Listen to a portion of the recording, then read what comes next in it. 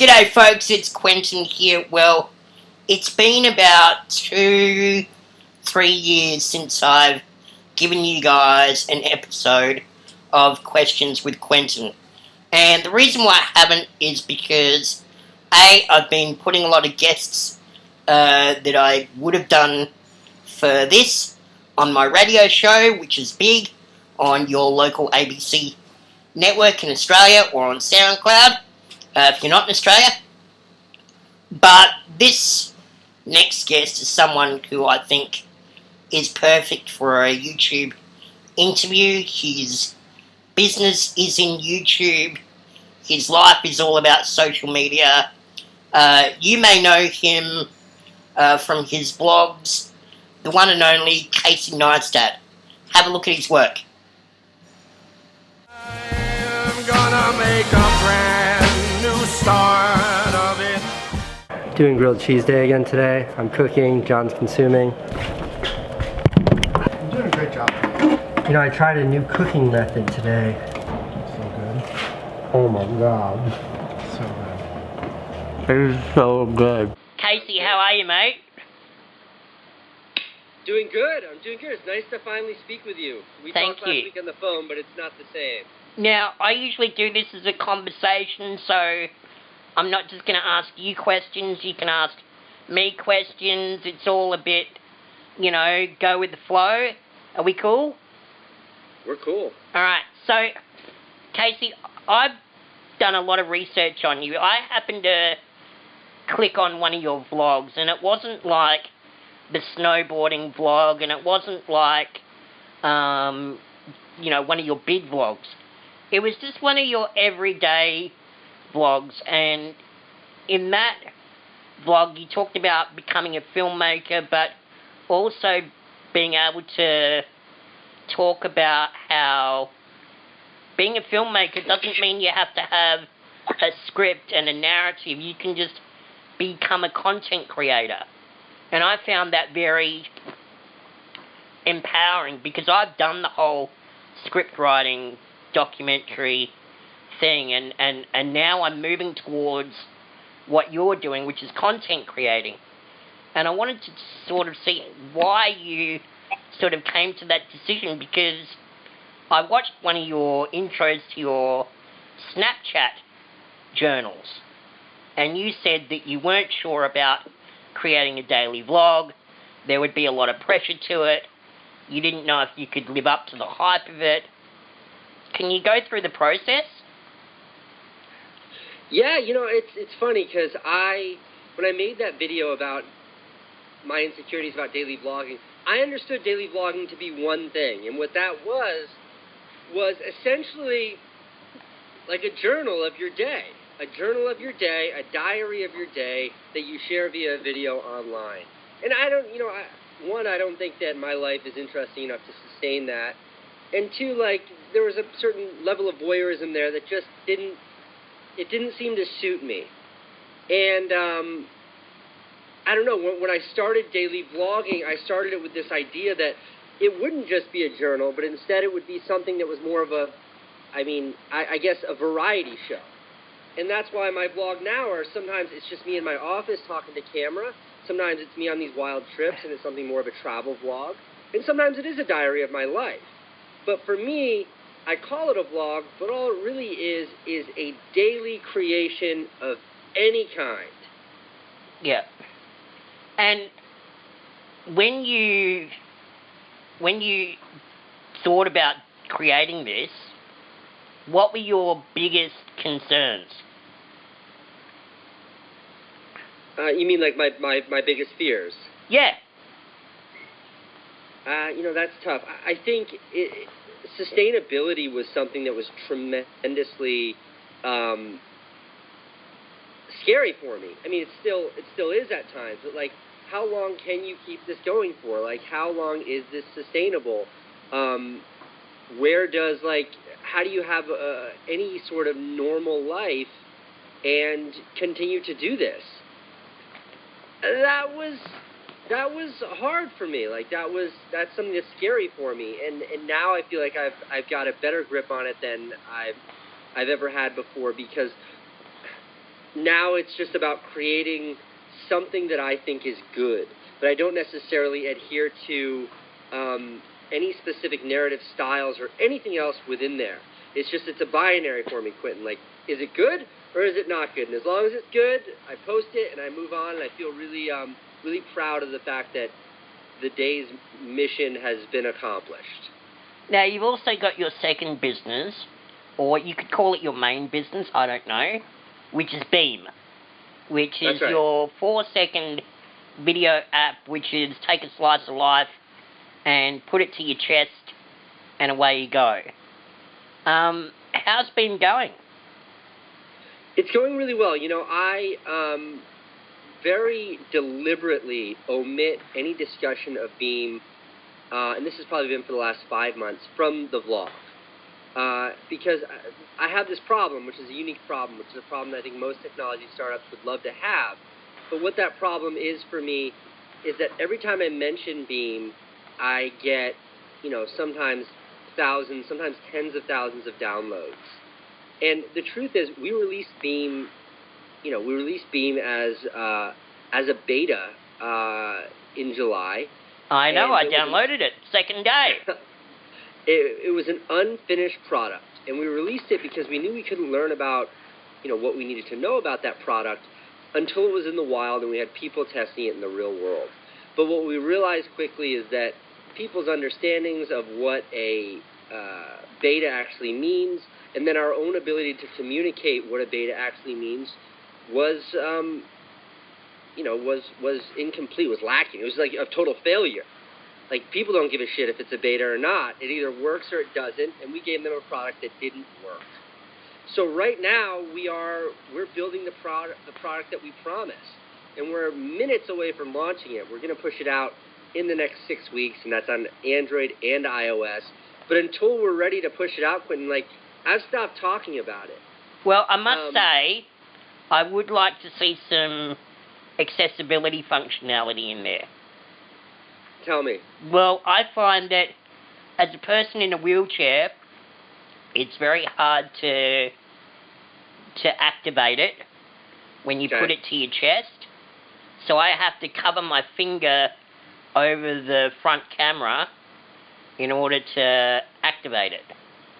And I understand. And I would love to see some sort of accessibility function for people with a disability, because I love Beme. I've used Beme, right? I think it's fun. And I should let you know, Quentin, that we absolutely addressed your concern.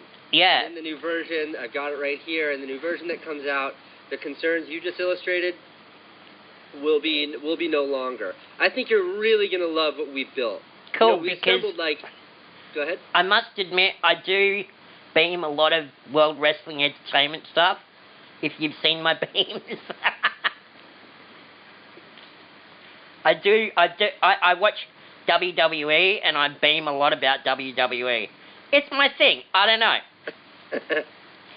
When I was probably 19 years old, younger, sophomore, junior in high school, I was obsessed with WCW, NWO, and then the minute Hollywood Hulk stepped away and the NWO kind of fell apart, that was your coup de grace? Wrestling. Yeah, it was so good then. I know. It really peaked. I mean, Stone Cold was amazing. Goldberg had his moments. He was just short-lived. The Rock was great. The Rock's still great. But it had a certain mystique in the whatever that was, mid-90s. I don't think it's gotten back to. Let's talk about you. Let's not talk about WWE, because you're more interesting right now.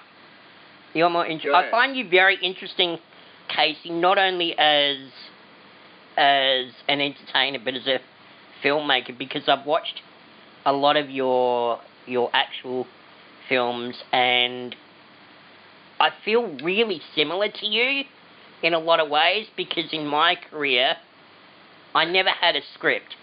I was never like, oh yeah, I've got to sit here and write a script. I came up with a TV show called Quentin Crashes, which was, let's get a guy in a wheelchair, let's give him a camera, give him a crew, and send him to the Academy Awards, and see how far he can get uninvited. I would watch that show. Yeah, and it rated really well. Or, you know, let's give him a camera and let's send him to the World Music Awards, or send him to Australian Idol, you know? Like, things like that. So, I never really had a script. I always thought that it was a bit wasted, because I always wanted to just live in the moment. Mm-hmm. And so what I would do is I would just write jokes at the beginning of the day. And as long as I got all those jokes out at the end of the day, I thought the day went well. Right, because you accomplished something. You did something. Yeah.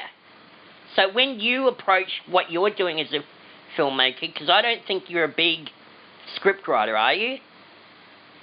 No, I never. It's funny because you asked me about Beme earlier, and my team right now is putting together like an introductory onboarding video for Beme, and they typed out the script. They typed out the narrative from the video when I launched Beme, and as I see them typing that out, I said to them, you know, I never even wrote that. Like, everything that I said in that video was just me talking to the camera the way I'm talking to you now. So it's interesting seeing them look at that like it was gospel, when in reality it was just like me blabbing to the camera. Now that you've been starting to get some love from YouTube, you've got your little is it your diamond or your gold button? Yeah, I've got the gold. You've got the gold. It's pretty sweet. It is, yeah, it looks pretty sweet. And I've interviewed other internet YouTube stars like iJustine, and she said that, you know, the company throws you, you know, YouTube open the doors and they throw you a bit of love, and companies start coming towards you and wanting to aggregate with you. How's that sort of pressure? How's that sort of been opening up for you? Pressure, not really. I mean, you know, it's funny, Quentin, because I've been making YouTube videos for, you know, since 2010, but it wasn't until I started vlogging that I felt like I was almost welcomed into the YouTube community. And it's been great. It's been great. I love the YouTube community. I love how much, and I underestimated how much YouTubers have in common. And that's a really, like, I don't know, it's a really fascinating thing for me that so many of the YouTubers that have come together and built this community share very similar trajectories that got them to that place. And so what's next for Casey? Ugh, more of everything. You know, I'm 334 days, 335 days into vlogging, so for me, I'm just getting started there. I want to really up the ante. Like I said, Beme's about to be launched out of a cannon, and I'm so excited about seeing how the world likes it. I hope they love it. I want to do more films that were like the snowboard movie, more films that were like the Aladdin video. I want to do more stuff that's outside of the realm of just the vlogs. But I really want to hunker down and embrace this new kind of audience and dialogue that has sprung up from my embracing YouTube. I think I've come up with an idea. Newly formed. I think you should roll with me on this. Okay, go. Okay. You come to Australia. Okay, I love it so far. Yeah, you're down so far? We do, a travel video of Casey. A week in the life of Casey in Australia. I'll be your director of photography if you want.